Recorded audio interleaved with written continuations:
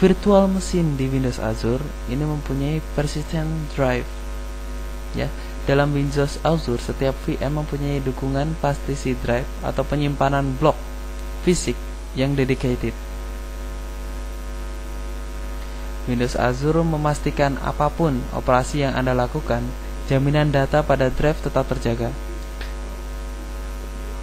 Misalnya kita melakukan deleting, tetap ada data yang kita gunakan atau kita pakai gitu.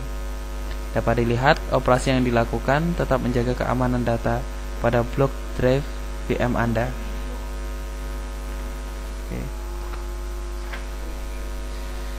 Virtual machine di Windows Azure mempunyai drive yang sangat kokoh, sehingga dukungan penyimpanan data seperti ini selalu dapat diandalkan dan selalu hidup atau dapat diakses.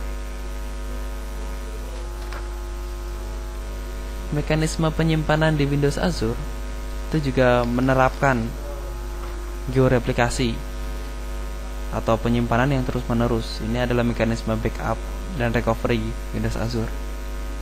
Mekanisme replikasi dari data center barat ke timur maupun sebaliknya diimplementasikan guna menjamin ketersediaan layanan data pada Windows Azure. Kemudian service yang ketiga atau layanan ketiga adalah website. Website bisa kita buat dengan ASP.NET, Node.js atau PHP. Oke. Untuk layanan kedua, Windows Azure adalah seperti website hosting, ya, dapat dibuat dengan 3 bahasa yang telah saya jabarkan tadi. Kemudian bisa kita jalankan dari manapun, baik FTP, Git maupun TFS atau Team Foundation Service atau Team Foundation Server. Ini adalah server tim. Kalau umpamanya kita mendevelop aplikasi Microsoft itu secara tim. Kemudian mekanisme pembayaran bisa kita mulai dari gratis dan bertambah sesuai dengan kebutuhan traffic Anda. Seperti semboyan Windows Azure, yaitu bayar hanya apa yang Anda pakai. Oke, saya akan demokan bagaimana mudahnya membuat website dengan Windows Azure. Oke, kita close virtual machine tadi, kita klik menu website.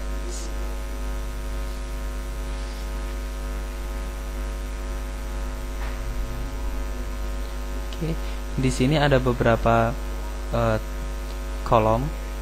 Ini adalah kolom nama, status, subscription, lokasi dari kita, itu misalnya US, kemudian modenya itu free atau berbayar itu. Kemudian ini adalah URL-nya.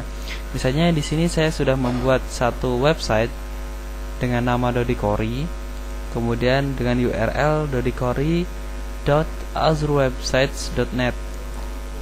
Jika ini kita klik, ya, ini akan redirect ke halaman website yang telah saya buat.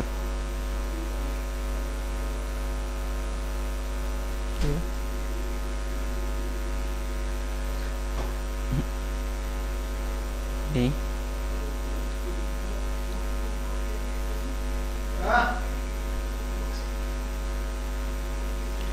Oke, sambil menunggu akan saya jelaskan mekanisme yang ada pada pengelolaan website. Di Windows Azure ada 2 mekanisme pengelolaan atau privilege data center pada website di Windows Azure. Mekanisme yang pertama adalah mekanisme shared, ya. Mekanisme shared menggunakan satu atau lebih block drive yang di-share. Jadi ini adalah instance, ya. Instance bisa terdiri dari beberapa website. Jika kita menggunakan mekanisme shared, maka satu atau lebih block drive ini akan didedikasikan untuk shared instance ini. Oke. Kemudian mekanisme yang kedua adalah mekanisme reserved, ya, atau sudah dipesan itu kalau dalam bahasa Indonesia. Di mekanisme ini, jika kita membuat sebuah instance dengan mekanisme reserves, maka instance ini akan didedikasikan di satu block drive. Ya. Misalnya, ya. Jadi satu drive untuk satu instance. Ini tadi misalnya mekanismenya reserve ya. Yang kedua ini reserve, maka masing-masing akan didedikasikan di drive yang berbeda. Instance ini bisa terdiri dari beberapa website. Namun jika kita menggunakan mekanisme reserve, tetap satu instance itu untuk satu block drive. Oke, mari kita cek. Nah, ini adalah website Azure saya ya, yang mempunyai alamat dodikori.azurewebsites.net. Ini saya menggunakan template WordPress di sini.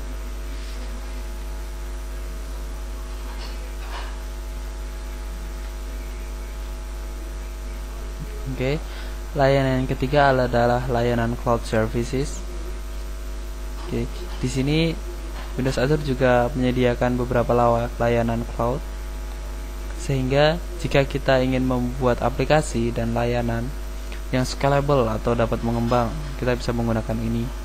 Kemudian Windows Azure, terutama layanan cloud services ini juga mendukung arsitektur multi-tier. Jadi kita ingin menggunakan beberapa tier, ini akan didukung secara penuh oleh Windows Azure. Kemudian manajemen aplikasi yang terotomasi adalah tujuan dari cloud service ini juga. Dan saya demokan sekilas apa itu cloud services development. Oke, di sini tinggal kita klik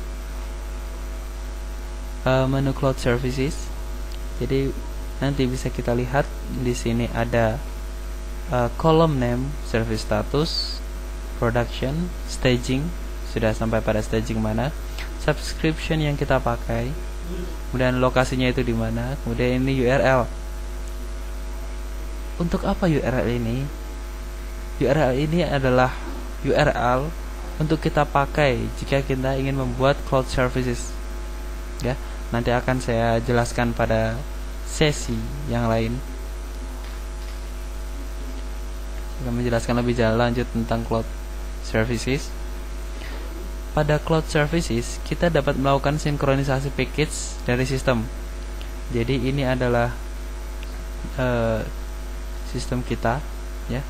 Tadi ada komputer kita melakukan sinkronisasi langsung ke service package. Jadi ada beberapa provision role instance juga.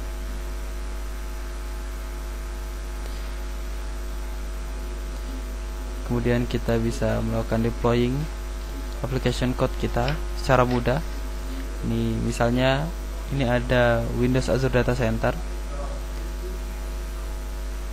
Jika ingin kita melakukan deploying, kita bisa melakukan deploying secara mudah dari cloud service kita langsung ke Windows Azure Data Center kita.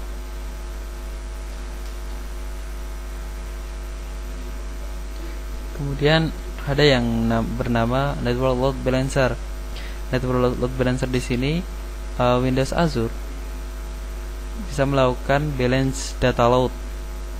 Ya, ini misalnya adalah aplikasi-aplikasi cloud kita yang telah kita buat. Ini secara dinamis akan dilakukan balancing dari platform manapun. Jika yang diakses adalah cloud service yang sama, maka akan dilakukan balance data load atau balance network load oleh Windows Azure. Demikian juga jika tidak terdapat atau misalnya terdapat kegagalan di satu block drive, maka secara otomatis akan di-switch ke block drive yang lain dengan mekanisme replikasi yang telah saya jelaskan sebelumnya.